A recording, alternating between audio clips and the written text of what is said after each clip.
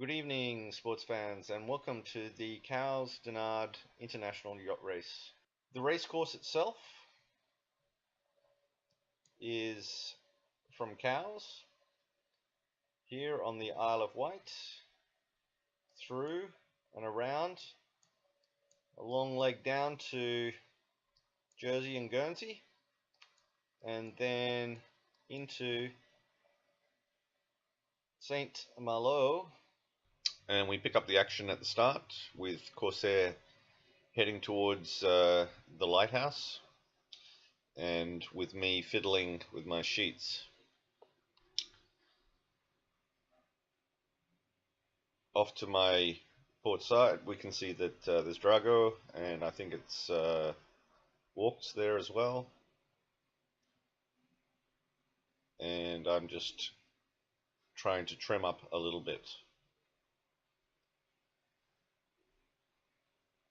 Out in front, you can see Corsair sinks his boat by hitting the lighthouse. Actually, he later told me that he was typing the start for one of the competitors.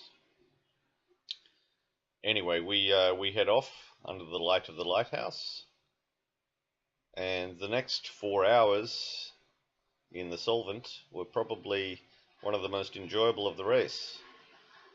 Although I lost the tacking duel with Corsair, you can see that we were very, very close. Here he is, off to my starboard side, and this was really a really great tacking duel. I'm usually a little bit better at tacking, but he had my measure, and Drago as well was also very, very close. I'm going to turn around in a moment and you'll see just how close he actually is.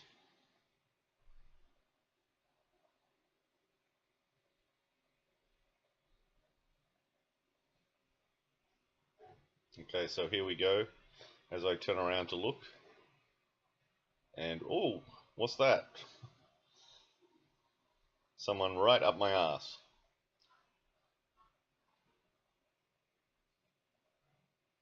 Using all the rules of the sea, Drago passes to my stern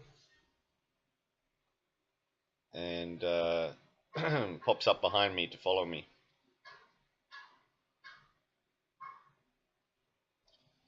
I'm obviously still watching Corsair as he heads off in a northwesterly direction.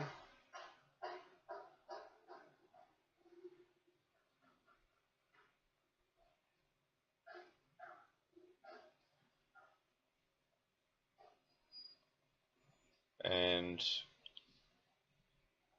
as I turn back, I decide that I need to tack as well. The wind is favorable. I turn, and the boat stalls out, and Drago goes straight behind me again. Fairly lucky on this instant.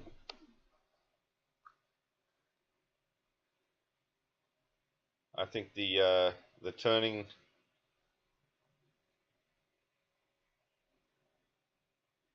well, actually, what I'm trying to say is that turning in such slow wind, really, you lose such momentum that the boat completely stalls out. Anyway, a little bit later, and you can see that Corsair is off in the distance again. He's definitely won the tacking challenge. And as I go through the list of where each of the boats are, you can see that there are already some winners and losers. The guys that actually started north did a lot better because we used the wind a little bit to more effect. As we come around the Isle of Wight here, you can see that once again Corsair has taken more of a safe approach, whereas I've hugged the coastline, getting into very shallow depths at some stages. And we are heading down and getting closer and closer to the Needles. You can see that I'm in about 3 to 4, and here we are at the Needles, with Corsair having already gone through, and the times at the check zone. I was about a minute behind, Parax was 4 minutes behind, Drago was 5, Blackborough 21, Tuvalu 22, Walks 23, and Pacific Sea Cow 24, and Finisterre Forever at 49 minutes later. Now you can see that in the game it's not quite as beautiful as what the Needles actually are. And as we transition into night, the field spreads a little, and once again I go through and look at where each of the boats are. Some of them taking a more easterly approach, and it's about 2 nautical miles to Corsair. Later that evening I catch up to him, and he's actually having a sleep right now, so this is while he's sleeping. He doesn't know this is happening, and I get closer and closer. This is sped up a little bit, and you can see that I'm talking about being within 50 feet of Corsair, which is strange because I don't use the old system. I use the metric system. And now, once again, very, very close to him. I'm trying to steal some of his wind. I'm unsuccessful in this.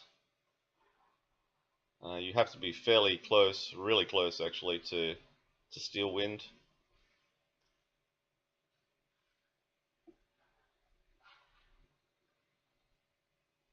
And you'll see him zoom off across. I sometimes wonder how so much speed is gained. Much later on, and we're getting towards dawn now as we head to Le Hanoi, which is off the coast of Guernsey. And once again I'm still shadowing Corsair, with Drago following up. Unbeknownst to me at this time, Phoebus was coming down a lot faster than us, and as you can see when we hit Le Hanoi, 4th place here, sorry, it was Parax that I was talking about. Parax actually was about 8 minutes in front of us, but because he didn't go around, because of an auto nav problem, he was penalized 15 minutes.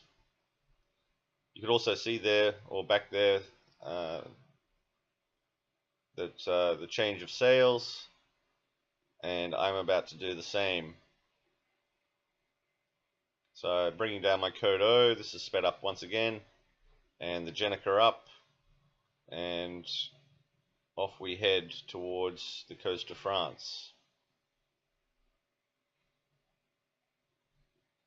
And once again, very, very close sailing.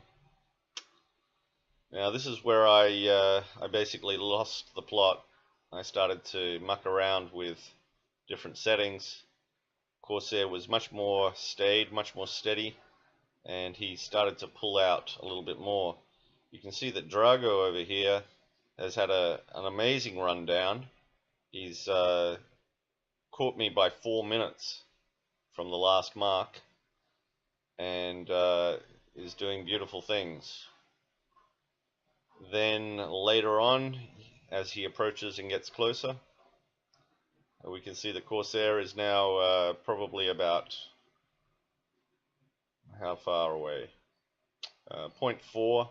So he's increasing his lead, and then once again sped up, just because this was a long sequence, is the two of us guys toying around, having a bit of fun, and both of us using pretty good sailing skills actually to keep out of each other's way. He steals my wind at one stage, and eventually I decide to peel off just because he had the advantage.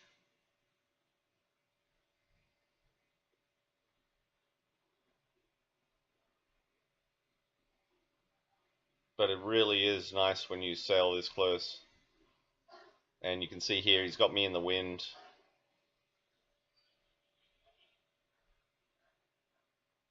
And I shoot across him again a little bit with the wave.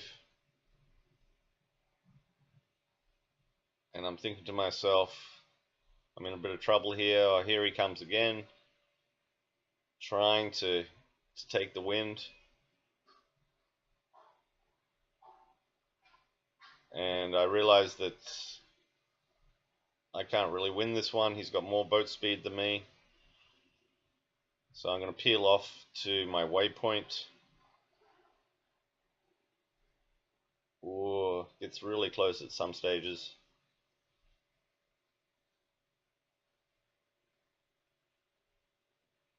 But you'll notice that neither boat actually touches.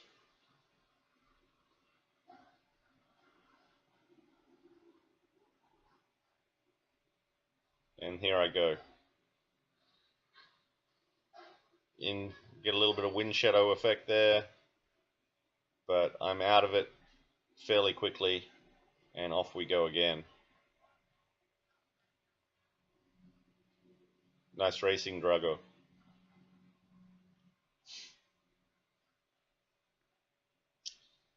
A little bit later, we're very close to the line now, and despite all of my chasing efforts, Corsair, as you see, is about to cross the line. I've dragged the waypoint system to show the line there, and once again, Drago and I are best buddies, having a beer and looking at each other, while the finish line looms very large. And there goes Corsair. Well done once again. Beat me in the fast net, and once again takes line honours in this historic race, which was established in 1905 after all. He wins the King Edward VII Cup, and champagne and all the girls. So as we come down to the line, a little bit of controversy here. As I'm very tired and it's getting close to the line, I decide to use the auto sail system, especially as I'm videoing, and you notice that I get an instant change of sail there. I consider this a little bit cheaty, and I said so to the guys.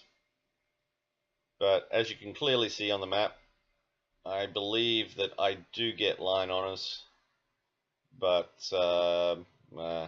it's a dead heat, really. And I think that Drago actually deserves, if not to beat me because I was on auto, but because he was 4 minutes behind at the last mark. To catch for 4 minutes is an amazing sail downwind. I need to improve that. So the final, well, not the final, but almost the final results here. Corsair on Winru, myself on Papillon, Drago on Le Dragonia 3, Blackbarra 23 hours 38 minutes, Walks, Pacific Sea Cow, Tuvalu, and Finisterre Forever. Thanks again, guys, for organising such a great race, and I hope to do many more with you. Thank you again.